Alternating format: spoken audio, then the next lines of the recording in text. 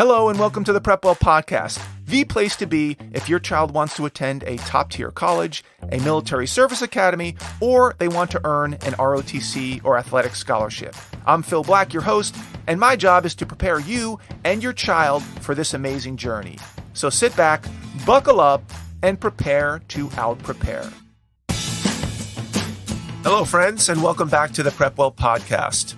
In today's episode, I want to let you in on a tactic that I use with my private and online PrepWellers to help them think about what they may be interested in down the road when it comes to college majors, careers, industries.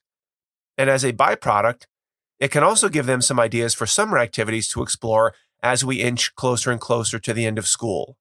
The beauty of this tactic, if it works, is that it helps your child think about their future in a more fun and open and creative and non-intimidating way. Because if you simply ask your child, as I'm sure many of you have, so what do you want to be when you get older? Or what do you want to major in? Or what type of career do you want to have? You're apt to get a lot of ums and ahs and I don't knows. We want to try to avoid that deer in the headlights response. The question I like to use is the following. If you could go to any type of summer camp, anywhere in the world, where you could go all in, total immersion, for say 6 to 8 weeks, what kind of camp would it be? Put more directly, describe your ultimate fantasy summer camp.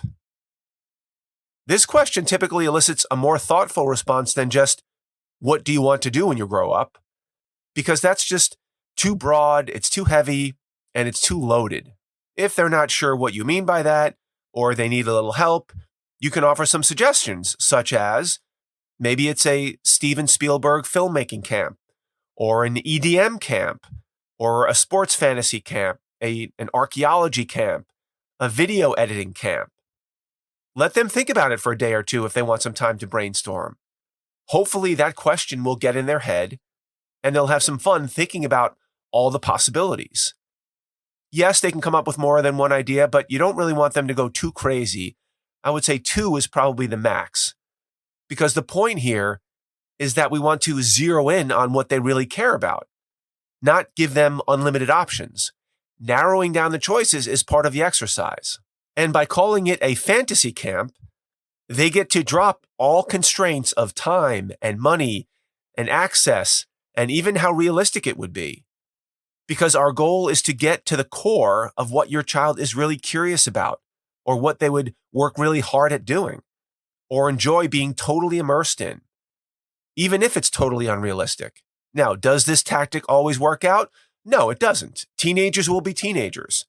You'll get the occasional teenager who hits you with, yeah, I want to go to a CBD camp and learn how to run a cannabis business, or I want to go to a basketball fantasy camp and get coached by Michael Jordan, or I want to go to an OnlyFans online video marketing strategy camp, or I want to go to an online gaming camp where we play video games 20 hours a day.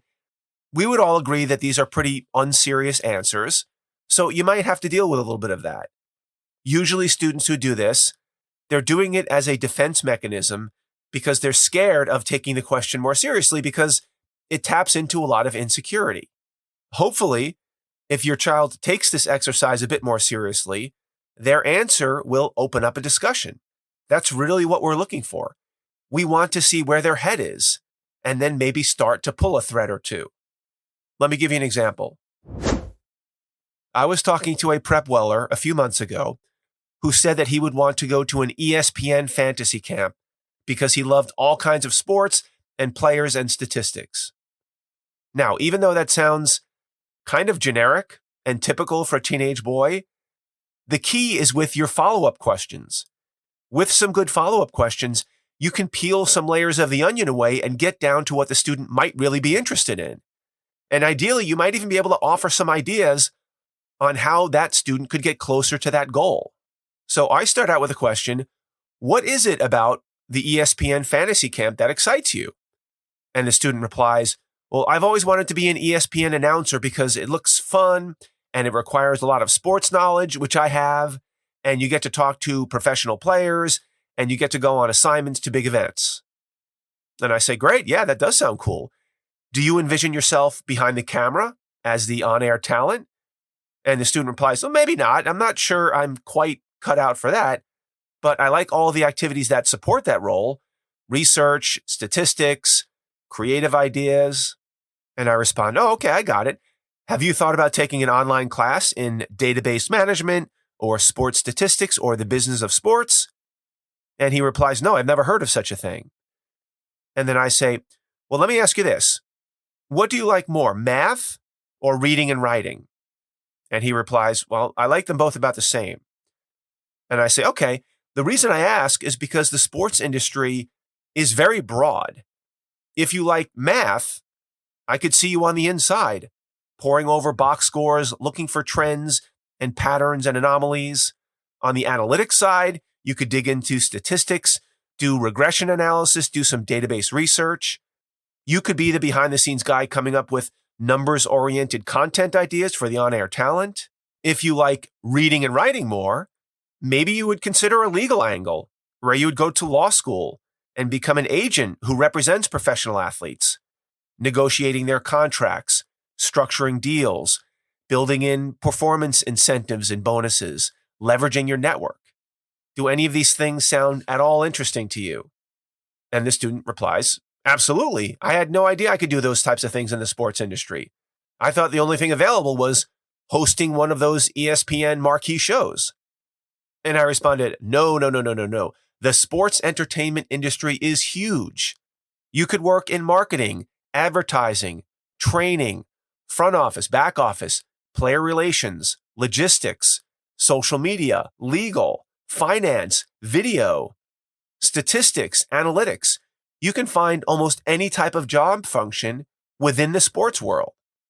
So if sports is really your thing, it might be worth thinking about how or where you might start in this massive industry, on the math analytics side or on the reading, writing, creative side.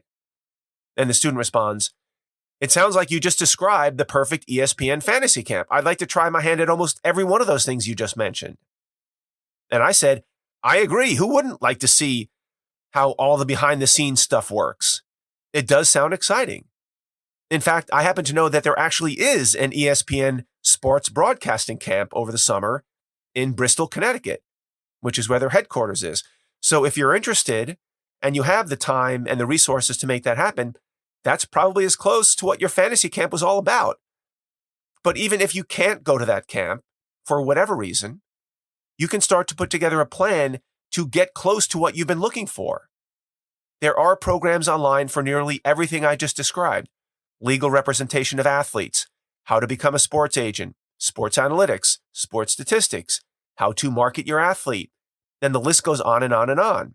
And the student responds, wow, my head is about to explode. I never knew any of these things existed. And then I said, let me ask you a question. Have you ever done color commentary for one of your high school sports games? He said, no, I haven't. I said, have you ever written an article for the school newspaper on how one of your sports teams are doing? He said, no. I said, have you thought about starting a podcast about some aspect of sports that you're very passionate about? He said, no. I said, have you ever got involved as a referee or an umpire or a line judge in any sports at any level? He said, no. I said, have you thought about going down to the local community college and shadowing their athletic director for a day to see what their day-to-day schedule is like? He said, no. I said, who's your favorite local professional sports team? He responded, the New York Giants. I said, have you considered starting a New York Giants Instagram fan page where you post interesting content about the Giants, player profiles, interesting statistics, trade rumors, highlight clips, photos, gossip? He said, no, I haven't. I said, have you thought about working as a camp sports director for a youth sports camp or a sports league in your town, where you're in charge of setting team rosters, organizing game schedules, renting facilities, organizing tournament play? He said, no. I said, have you ever organized a sports fantasy league with your friends? He said, no. I said, okay, why don't we stop here for our first session together? I think you're starting to get the picture. Here are my thoughts. Even though there may be no such thing as a quote-unquote ESPN Fantasy Camp, exactly as you've imagined it, it sure seems like there are a lot of opportunities for you to explore different facets of the sports world on your own, right in your own backyard. And the student says, yes, there does. I hadn't really thought about any of those things. I've kind of just been watching sports on TV and on my phone and not much more than that. And I said, great, that's why we have these one-on-one sessions. Hopefully I've given you some food for thought. I've tried to suggest some ideas that you could take for action over the next 2 or 3 years, certainly over the summers. Many of them are very practical suggestions. Most don't cost any money, don't require you to submit a resume and pray that your name gets picked. They don't take up all of your time. And if you do some of these things, you'll certainly have a much better idea of what it would be like to work in the sports industry as the on-air talent or otherwise. And the student wraps up with, I'm definitely going to look into a bunch of these ideas. Thank you for the inspiration. Okay, so that was a typical back and forth that I might have with a PrepWeller based on what they put down for their fantasy camp. And you can see how the camp idea itself is not necessarily the answer. The answer lies in digging deeper into why that fantasy camp interests them and giving them some practical ideas on how they might be able to create their own little mini camp or mini experiences over the next few summers and years. And if they fall in love with what they're doing, awesome. They'll continue to pursue these types of things, and they'll have a great story to tell when it comes time to apply to college. If they lose steam and they start to get bored or uninterested in the topic, that's not necessarily a bad thing either. At least they're finding out now versus waiting until junior year in college when they have to scramble to change majors. So I encourage you to go through this activity with your son or daughter. If they've seen it already in their PrepWell videos, great, then they should be a little bit ahead of the game. But it's one thing to hear me talk about it on a video, and it's another thing to actually talk to someone about it one-on-one.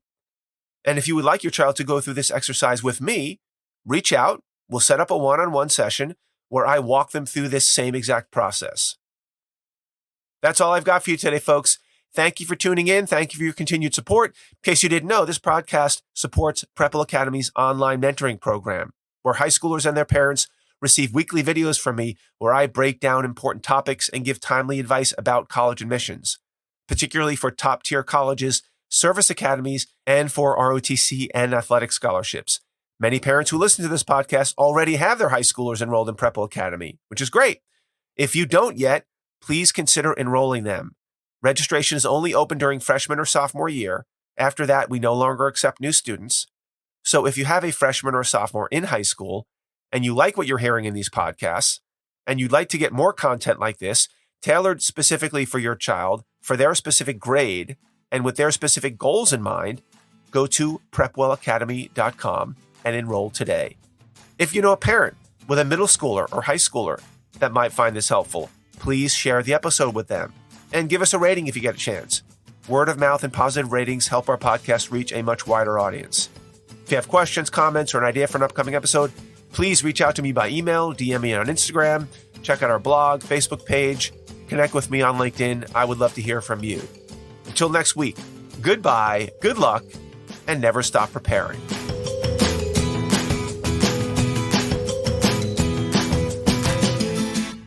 This podcast is brought to you by PrepWell Academy. PrepWell Academy is my one-of-a-kind online mentoring program that delivers to your 9th or 10th grader a short, highly relevant video from me every week, every Sunday, in fact, where I give them a heads up about what they should be thinking about to stay ahead of the game. To get these valuable lessons into your child's hands, please head over to PrepWellAcademy.com and enroll your child today.